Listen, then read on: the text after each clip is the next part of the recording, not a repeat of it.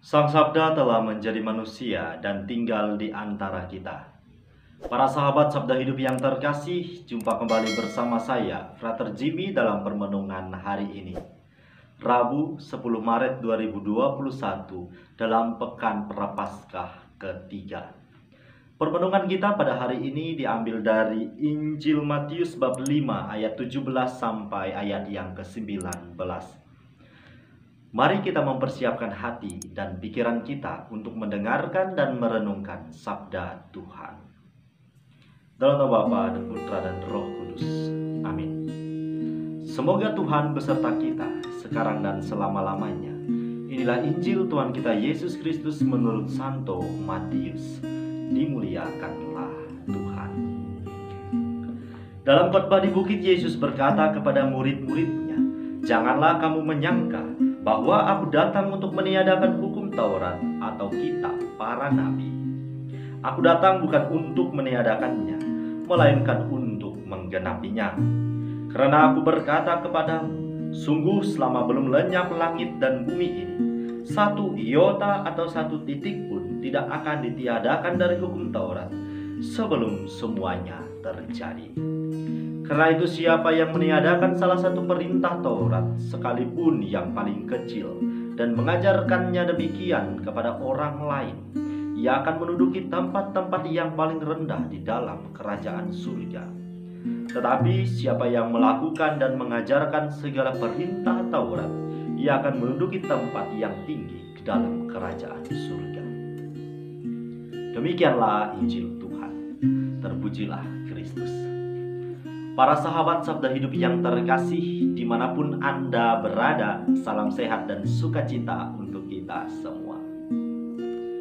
Pada kesempatan permenungan kali ini, saya ingin mengajak kita untuk menimba semangat, inspirasi iman dari keteladanan yang Yesus berikan kepada kita.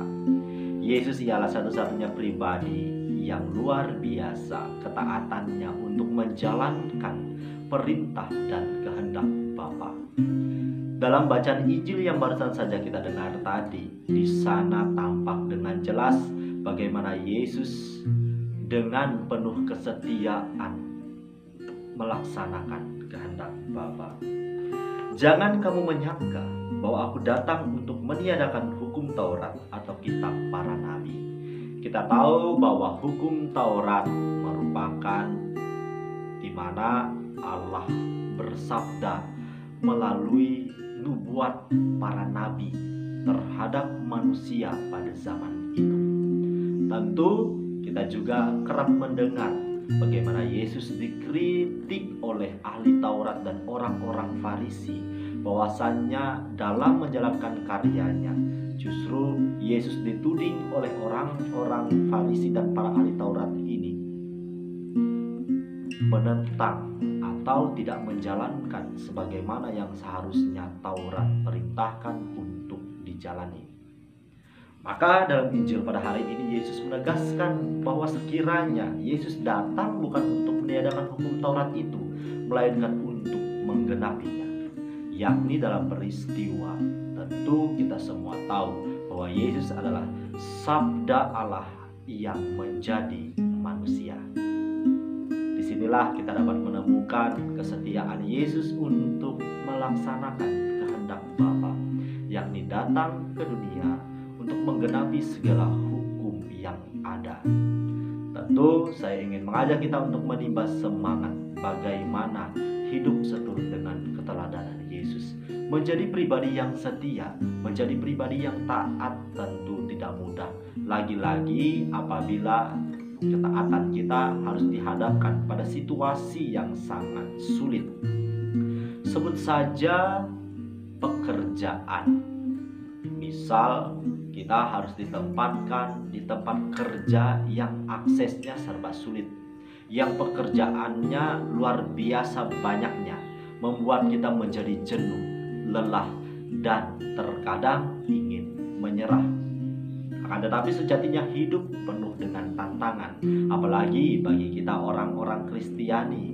Sabda Tuhan mengatakan, kalau kamu mau ikut aku, pikulah salibmu setiap hari. tentu salib dari masing-masing kita berbeda sekiranya. Ada yang mungkin dihadapkan pada pergumulan yang begitu rumit. Ada yang mungkin dihadapkan pada sakit dan penyakit. Ada yang dihadapkan pada beraneka ragam tanggung jawab. Sekiranya ini kita maknai dalam bentuk bagian dari proses pemurnian diri menjadi pribadi-pribadi yang setia dan taat pada apa yang menjadi rancangan Tuhan Allah bagi hidup kita. Tentu tidak mudah dalam menjalaninya apabila kita tidak pernah menimba kekuatan, semangat, datang kepada Tuhan, membawa seluruh beban, membawa pergumulan di hidup kita, memohon agar Tuhan memberikan bahu yang kuat, kaki yang kokoh, agar kita mampu setiap hari berjalan menuju ke tempat yang Tuhan tentukan bagi perjalanan hidup kita. Di masa Prapaskah ini kita diajak untuk ikut ambil bagian merenungkan misteri sengsara Kristus, yakni setiap Jumat tentu gereja memberikan tempat bagi kita untuk merenungkan misteri sengsara ini melalui ibadat jalan salib.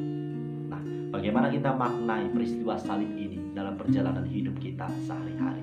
Semoga buah-buah permenungan pada hari ini mampu menghantar kita pada refleksi pribadi yang lebih mendalam, agar kita sungguh semakin berjalan dalam terang iman. Selamat beraktivitas, salam sehat untuk kita semua. Semoga Allah yang Maha Kuasa memberkati kita, melindungi kita terhadap dosa, dan menghantar kita ke hidup yang kekal. Amin. Dalam nama Bapa dan Putra dan Roh Kudus. Amin.